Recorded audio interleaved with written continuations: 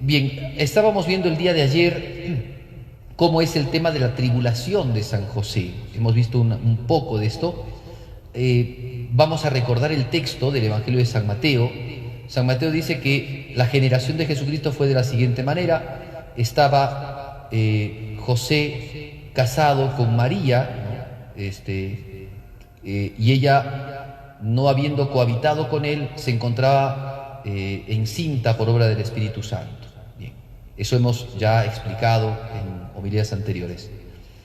Dice después, José, siendo varón justo, todavía no vamos a hablar de José como varón justo, dice así, no queriendo perjudicarla, decidió repudiarla en secreto. Bien, ya hemos explicado un poco cómo era este tema de la tribulación, en qué consistía. San José sabía no que la Virgen lo podría haber engañado, sino por el contrario, que Dios Todopoderoso estaba presente aquí, ya sea porque la Virgen se lo informó, ya sea porque Isabel dijo, movida por el Espíritu Santo, una frase que él tendría que haber entendido, que era la cuestión de la encarnación del Verbo, y tercero, ya sea porque él se dio cuenta a consecuencia de del estado, ¿no?, de la Virgen que estaba encinta. Nosotros nos movemos siempre con bastantes argumentaciones, principalmente digamos que brotan de varios autores sagrados.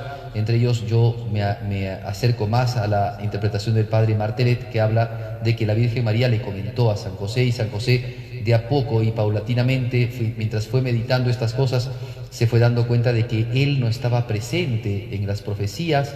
Estaba presente la Virgen la Virgen de la cual iba a nacer un Mesías, ¿no?, el Dios con nosotros, el Emmanuel. Estaba la profecía de que iba a ser el Mesías, el Hijo de Dios. Estaba la descendencia de David, pero él entra en tribulación porque Dios no le ha pedido nada a él.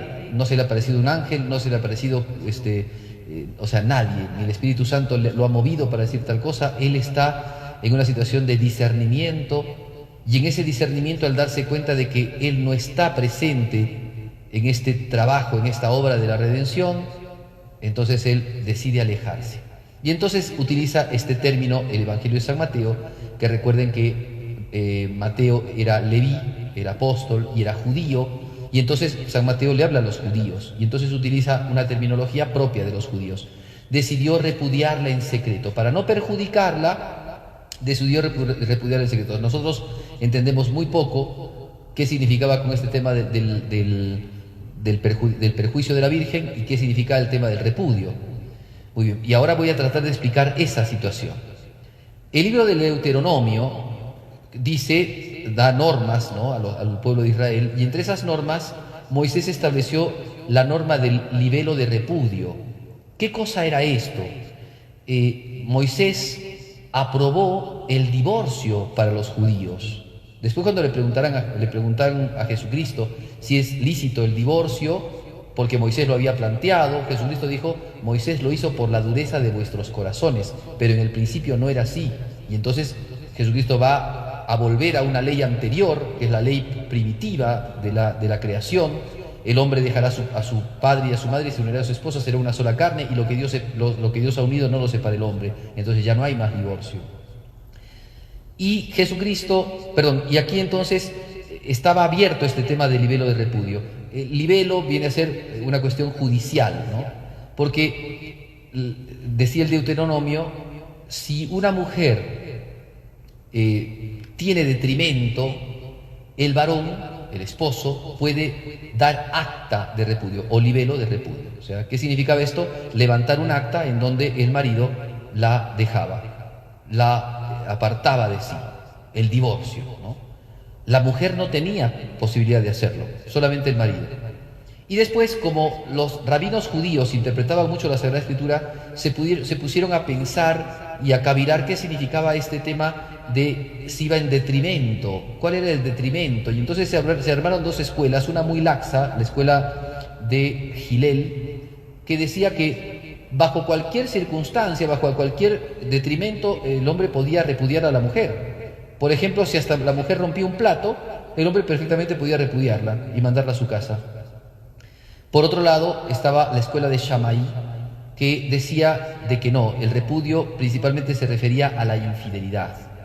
Si una mujer era infiel a su marido, entonces el marido tenía toda la potestad de poder repudiarla, o sea, de darles acta de repudio, es decir, de alejamiento, de apartamiento, en el divorcio, ¿no? ¿Y qué pasaba? Que no solamente quedaba allí, el tema era mucho más delicado de lo que parece, porque recuerden que era parte de la ley de Dios, eso sí, ya estaba dentro de los preceptos de los 10 mandamientos, el no cometer adulterio. Y el que cometiese adulterio tenía que ser apedreado. Entonces, si una mujer era encontrada en adulterio, como fue el caso de esta mujer que la acercaron a Jesucristo y que querían apedrearla, lo que hacían era llevarla a un lugar y matarla a pedradas.